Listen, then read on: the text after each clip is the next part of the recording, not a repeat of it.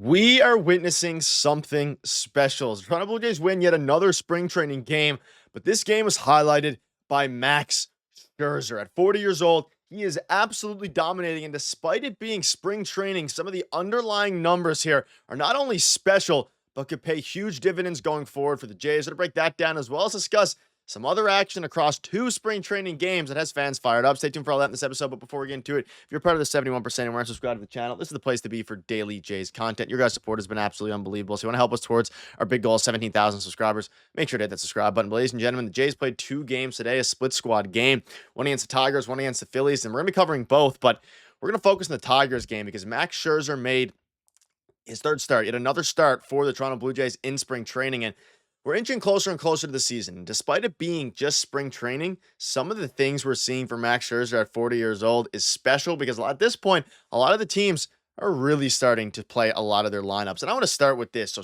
in this spring, so far through three games, Max Scherzer has pitched 9 innings, 3 hits, 2 runs, 0 walks, 14 Ks, 3 innings pitched, 0 earned runs today. Ladies and gentlemen, he is absolutely slicing up spring training. And again, I know a lot of you guys are going to be saying it's not special because of spring training. For one, I'm saying it's special because Max Scherzer at 40 years old is in the Toronto Blue Jays uniform and we get to watch that all season long. That's special enough for me. But two, the stuff we're seeing from him, his control is on point, his health looks great, his velocity looks great. Like everything you could have possibly asked for from Max Scherzer is coming to fruition here. And for a player, compared to a lot of the players, Max Scherzer is going to be one of the guys where spring training results don't matter, but how he's looking matters a ton, given his age, given his injury history, and all these different things. And the fact that he's coming out and absolutely carving up, whether it be some minor leaguers or major leaguers, is beyond fantastic. Again, 3 games, a 2.35 ERA, and that was before this start today. And something to keep a note about this game. Scherzer had 13 whiffs on 32 swings today. His changeup, which has induced 4 whiffs on 7 swings, looked great. His changeup was absolutely filthy today. He had 6 strikeouts in this game, all swinging. In the first inning, he struck out 3 on 9 pitches. And if in case you missed some of the game, here is just one of his pitches, his changeup there. Like his stuff is absolutely dominant right now. And what that means is that he is going to be a very serviceable fourth starter. But B, in a time where the pitching staff is dealing with some injuries, not necessarily the starting 5, but you're talking about Ricky Tiedemann, especially Alek Manoah, you needed health out of Max Scherzer, and it's still yet to be seen if he's going to be able to be fully healthy once the season starts. So of course, the regular season is a different beast, but man, to watch Max Scherzer in a Jays jersey is special, but to see him absolutely dominate is even more special. You can see this here. I've seen enough in case Max Scherzer in a bulletproof vest basically until opening day. What a first inning for Max Scherzer. 3 up, 3 down on 9 pitches, 8 strikes. Like he looks filthy, and his pitches have always been filthy. That was never a doubt. What was really a doubt was his health. And can he pitch a lot of innings? Now, in 2023, between the Mets and the Rangers, he pitched 150 innings. So, yes, last season, his age 39 season, he was dealing with a lot of injuries. That is, that's a fact. He played 9 games. But the season before that, he was extremely durable in 150 innings at age 38. So, I mean, at the end of the day, or 39 may have been even. At the end of the day, Max Scherzer is going to be a special pitcher for this team. Whether or not the results are insane is still yet to be seen. But boy, oh boy, is this exciting if you are a Toronto Blue Jays fan. And as it pertains to some of the other guys, we saw Eric Lauer, the lefty, pitch absolutely fantastic. We saw Jeff Hoffman pitch an inning. Brendan Little look really good, strike out both batters he faced. So, I mean, at the end of the day, Brendan Little is going to be the lefty on the team come opening day. Max Scherzer, dominant. Jeff Hoffman continues to look dominant. He's yet to give up a run this spring. And nor is Eric Lauer, which could be fighting for a spot now, especially with Eric Swanson down down and going to be out for the start of the season. So let me know what your thoughts are on that. Regarding the hitting in today's game, we saw some interesting things here. So Bichette with 1 for 4. Vladdy didn't get a hit. Santander didn't get a hit, but he was walked twice. Some really good eye from him. The offense wasn't fantastic aside from one particular player, and that was, of course, Ernie Clement with an absolute bomb, a 3-run home run, bomb off of Herder.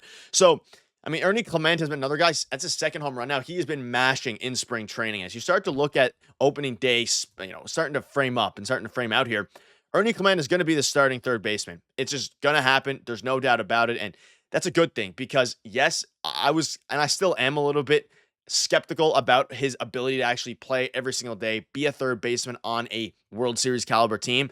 But if he's going to continue to mash like this, and again, all we have to base our results off of right now are spring training, so that's what I'm going to base him off of. He looks great. His eye is very good. He is not striking out at all. Things look extremely good. And also a huge shout out to Miles Straw. I mean, Miles Straw is shocking everybody here. He went 2 for 3, moving his spring OPS to over 1,000. And if he can continue to be as good as that, he's going to be the fourth outfielder for this team, and he's going to really make Joey Loperfido start to think about what he is actually, who's going to break opening day with the team. It's actually, it's a crazy scenario that they're in here. And Ernie Clement so far in spring has 23 at-bats, 10 hits, 2 home runs for an 1,100, basically a 1,200 OPS. I mean, Ernie has been dominant. He got hit in the face. He wanted to get back out there, and they were talking about it in the broadcast today.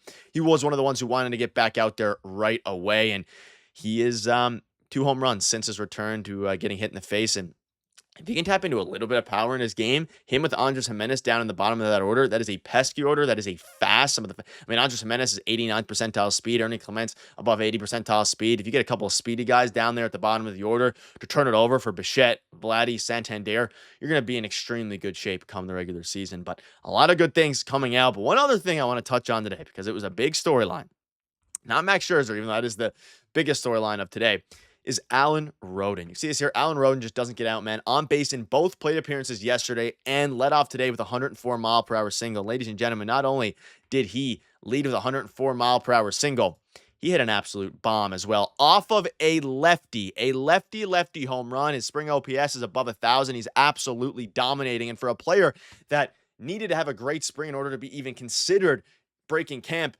he is doing just that. He is crushing balls. He is being fantastic. And we know Keegan Matheson came in my videos and said that the Jays are super high on Alan Roden, who has recently moved into the number 5 ranked prospect for the Toronto Blue Jays, according to MLB Pipeline in their new rankings. So there's a good chance that I don't think he breaks camp with the Jays because you have so many other players, but if he continues to hit this way, he might force his way onto the team, and it might take a guy like Davis Schneider's spot or put somebody else's spot in jeopardy, because at the end of the day, you can only hit so much. You know that when Alan Roden goes down to AAA, assuming he doesn't make the opening day roster, he is going to absolutely mash down there. There's no doubt about it.